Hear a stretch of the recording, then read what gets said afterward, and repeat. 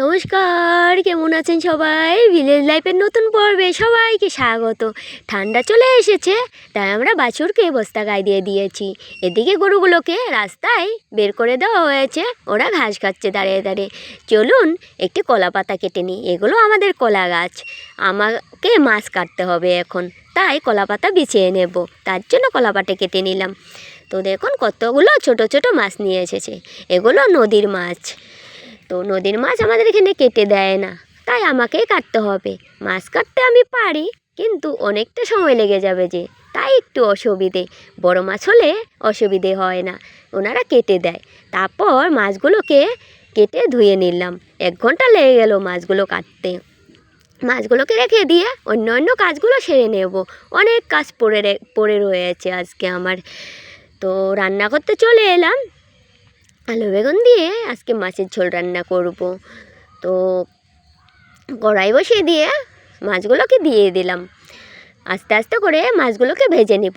এই বড় মাছগুলো পরে নিয়ে এসেছে, এগুলোও নদীর, পরে পেয়েছে বলে পরে নিয়ে এসেছে, কিন্তু এই মাছগুলো কেটে দিয়েছে। সেরকম একটি অসুবিধা হয়নি, আমার কাটতে হয়নি, শুধু ধুয়ে নিয়েছি। বড় মাছগুলোকে ভেজে নেওয়া হয়ে গেলে ছোট মাছগুলোকে ভাজবো। আমি আজকে মাছের ঝোল আর মাছের চচ্চড়ি রান্না করব, কিন্তু আমি আজকে মাছ খাবো না। গ্রামে গোবিন্দর ভোগ রয়েছে, সেখানে ডেকেছে যেতে, তাই সেখানে যাব প্রসাদ খেতে। আমি প্রসাদের নাম শুনলে সেদিন মাছ মাংস খেতে পারি না। প্রসাদ আমি অনেক ভালোবাসি। বাড়িতে মাছ মাংস হলে যত ভাত খাবো, প্রসাদ খেতে গেলে তার থেকে অনেক বেশি খাবো। প্রসাদের প্রতি আমার আলাদাই একটি ভালোবাসা কাজ করে, ভালোবাসা রয়েছে।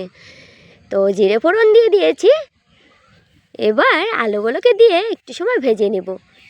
আলুর সাথে বেগুনও দিয়ে দিয়েছি। আজকে না বেগুনগুলোকে আলাদা করে ভেজে তুলে রাখতে মনে ছিল না, তাই হালকা করে ভাজা হয়ে গেলে তুলে রাখলাম।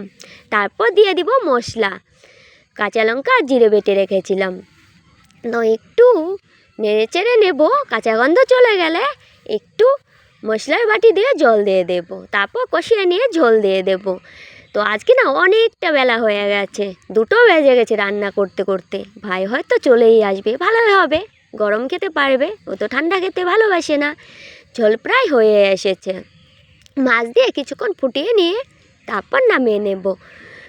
আমার যেরকম মনে হয় আমি সেরকমই রান্না করি, আমাকে কেউ শিখিয়ে দেওয়ারও নেই, বলে দেওয়ারও নেই, জানি না কীরকম হয়। তো আমার রান্নাগুলো বন্ধুরা তোমাদের কেমন লাগে? তো নামিয়ে নেব।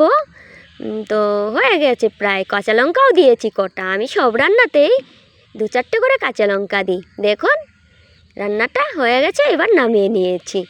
বন্ধুরা কেমন হয়েছে কমেন্টে জানাবেন। তো আজ এ পর্যন্তই, টাটা। কথা হবে আবার নতুন দিনে নতুন পর্বে, ততক্ষণ সবাই খুব ভালো থাকবেন।